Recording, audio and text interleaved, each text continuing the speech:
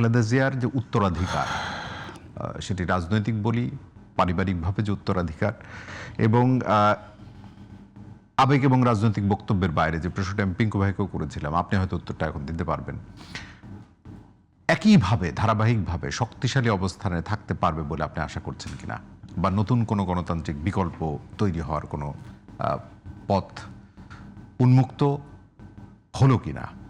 সত্যিকার অর্থেই আমরা একটা শোকাবহ সময় পার করছি, এবং আমি আমার নিজের তরফ থেকে সাবেক প্রধানমন্ত্রী এবং বিএনপির চেয়ারপারসন বেগম খালেদা জিয়ার স্মৃতির প্রতি এবং তার এদেশের গণতান্ত্রিক আন্দোলনে তার যে অসামান্য অবদান, তার জন্য শ্রদ্ধা নিবেদন করছি।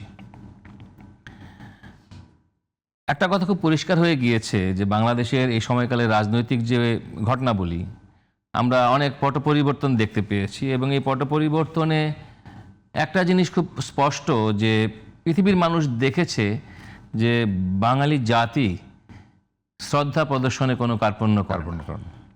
এবং একই রকমভাবে এটাও বিশ্ববাসী দেখেছে যে স্বৈরাচারকে প্রতিহত করতে মানুষের যে ঐক্যবদ্ধ সংগ্রামের ক্ষেত্রে মানুষ কোনো কার্পণ্য করে না।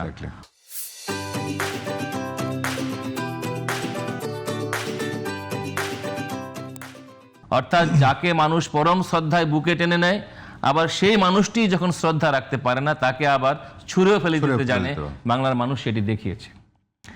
এখন ইতিহাসের একটা ট্র্যাজেডি আছে, যেটা প্রায়ই সবাই বলে থাকে যে ইতিহাসের সবচেয়ে বড় ট্র্যাজেডি হলো ইতিহাস থেকে কেউ শিক্ষা নেয় না।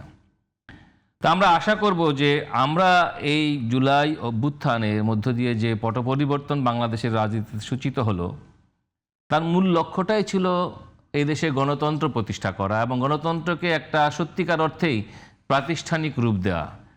এবং প্রয়াত সাবেক প্রধানমন্ত্রী বেগম খালেদা জিয়া তার গোটা জীবনে তিনি এই কথাই কিন্তু বলে গেছেন, গণতন্ত্রের কথা বলে গেছেন।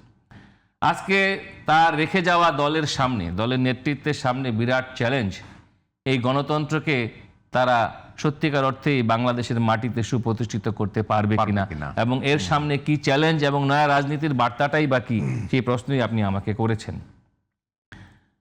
দেখেন, আমরা যারা এই জুলাই অভ্যুত্থানে নানাভাবে আমরা অংশগ্রহণ করেছি, আমরা যারা মানুষ হত্যার বিরুদ্ধে দাঁড়িয়েছি, আমরা একটা কথাই বলেছিলাম যে বাংলাদেশের গণতন্ত্রের ঘুণ পোকা হলো দুর্নীতি।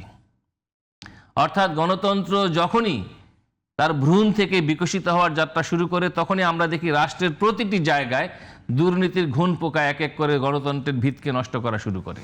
আমাদের ব্যাংক, বিমা, কলকারখানার লুটপাট, মানি লন্ডারিং, এবং আমাদের যে বিচার ব্যবস্থা এবং আমাদের যে উন্নয়ন খাত, 3 খাতের আসল ভাইরাস হলো এই দুর্নীতি। এবং আমরা যদি গণতন্ত্র প্রতিষ্ঠার বড় চ্যালেঞ্জকে সামনে আনতে চাই, আমার বিবেচনায় বড় চ্যালেঞ্জ হলো সীমাহীন দুর্নীতি, এবং যে দুর্নীতিকে রাজনৈতিক শক্তি নিয়ন্ত্রণ করতে পারে না। এবং এই দুর্নীতি নিয়ন্ত্রণ করতে না পারার কারণেই একটি সরকার কিন্তু আস্তে আস্তে জনগণের কাছ থেকে বিচ্ছিন্ন হতে থাকে, এবং একটা দুর্নীতিপরায়ণ রাজনৈতিক শক্তি ধীরে ধীরে অহংকারী হয়ে ওঠে, এবং রাষ্ট্রযন্ত্র, আইন প্রয়োগকারী সংস্থা, পুলিশ, র্যাব ইত্যাদি দিয়ে মানুষকে হত্যা করা শুরু করে, গুম খুন শুরু করে। ওই মনস্টারের কথা বললেন, এই মনস্টার কিন্তু যুগে যুগে তৈরি হয়। তাহলে বেগম জিয়ার প্রতি সাধারণ মানুষের, এই লাখো মানুষের শ্রদ্ধা কি শিক্ষা আমাদের দেয়? আমাদের এই শিক্ষাটাই দেয় যে মানুষের আমানত যে রাষ্ট্র ক্ষমতা, সে আমানতকে রক্ষা করতে হবে। কিন্তু আমরা আজকে বাংলাদেশে অনেক চ্যালেঞ্জ আমাদের সামনে দেখতে পাচ্ছি। চ্যালেঞ্জটা হলো এই যে আপনি দেখেন, কথা ছিল একটা ঐক্যমত্য প্রতিষ্ঠা হবে, এবং একটা জাতীয় ঐক্যমত্য কমিশনও হয়েছিল, এবং ঐক্যমত্য কমিশনের মূল স্পিরিটটাই ছিল, হ্যাঁ, এবং কোটি টাকা তারা ব্যয়ও করেছে। মূল স্পিরিটটাই ছিল একটা বিশ্বাসযোগ্য নির্বাচন দেশের মানুষকে উপহার দেওয়া। কিন্তু আমরা কি দেখলাম? এই নির্বাচনের ভেতরে পদ্ধতিগত বিষয়ের জায়গায় ঐক্যমতের বদলে নিয়ে আসা হলো দার্শনিক মতামতকে কিভাবে ঐক্যমত করা যায়। এখন ধরেন বিএনপির যে দর্শন আর জাতীয় পার্টির যে দর্শন আর জামাত ইসলামের যে দর্শন, 3 দর্শনের মধ্যে তো ঐক্যমত্য করা সম্ভব না। কিন্তু আপনি যে জায়গায় ঐক্যমত্য করতে পারেন যে নির্বাচনে আমরা কেউ বেশি শক্তি প্রদর্শন করব না, নির্বাচনে আমরা কেউ কালো টাকা ব্যবহার করব না, নির্বাচনে আমরা কেউ ধর্মের সুরসুরি দেব না, এই যে জায়গায় ঐক্যমত, সেই জায়গায় ঐক্যমতের বদলে আমরা যেটা দেখতে পাচ্ছি আজকে বড় চ্যালেঞ্জ, যে আমাদের স্বাধীনতা যুদ্ধকে আঘাত করা হচ্ছে। যে কারণে আমি অত্যন্ত সাধুবাদ জানাবো বিএনপির ভারপ্রাপ্ত চেয়ারপারসন জনাব তারেক রহমান, যিনি দেশে এসে তার প্রথম বক্তৃতায় আমাদের মহান মুক্তিযুদ্ধকে অ্যাড্রেস করেছেন।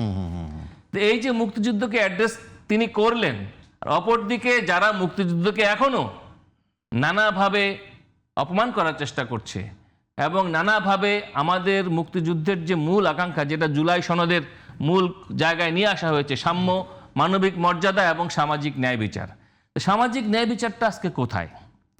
আমরা যখন দেখি যে ময়মনসিংহের ভালুকাতে একটা সাধারণ গরিব শ্রমজীবী মানুষ, সে কোন ধর্মের এটা বড় ব্যাপার না, যে বারবার পুলিশের কাছে প্রাণ ভিক্ষা চায়, তারপরেও তাকে পিটিয়ে মেরে এবং প্রায় জীবন্ত অবস্থায় তাকে আগুনে পুড়িয়ে হত্যা করা হয়, সেই মানবাধিকারের জায়গাটায় কিন্তু কেউ কথা বলল না। প্রধান রাজনৈতিক শক্তির জায়গা থেকে কেউ কিন্তু গেল না ওই দীপুচন্দ্র দাসের বাড়িতে, যে আপনিও বাংলাদেশের একজন মানুষ, এই দেশের একজন ভোটার, আপনার একটি জীবনও আমাদের সকলের আমানত।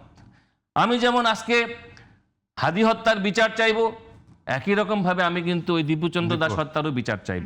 তো এই যে মানুষের যে সিকিউরিটি, যেটা স্বৈরাচার দিতে পারেনি, সাধারণ মানুষের যে জানমালের নিরাপত্তা, যেটা স্বৈরাচার দিতে পারেনি, সেই জায়গাটাই কিন্তু আজকে আমাদের সামনে একটা বড় চ্যালেঞ্জ। আপনি যদি গণতন্ত্র করতে চান, নির্বাচন করতে চান, এটা কিন্তু একটা বড় চ্যালেঞ্জ। আজকে আমরা দেখছি যে ইলেকশনের মাঠে কিন্তু মার্ডার হয়ে যাচ্ছে, বিভিন্ন জায়গায় সমর্থকরা খুন হচ্ছে এবং বলা হচ্ছে রাষ্ট্র এখানে নিকম্মা হয়ে গিয়েছে। যে অন্তর্বর্তী, যে সবচেয়ে বড় ম্যান্ডেট নিয়ে যে অন্তর্বর্তী সরকার আজকে ক্ষমতায় আসলো, তাদের চোখের সামনে দুইটি পত্রিকা অফিসে হামলা হয়েছে। রাষ্ট্র এই দুইটি পত্রিকা অফিসের গণমাধ্যম কর্মীকে রক্ষা করতে পারেনি এবং ছাদে উঠে কোনো মতে সংবাদকর্মীরা প্রাণ বাঁচিয়েছে।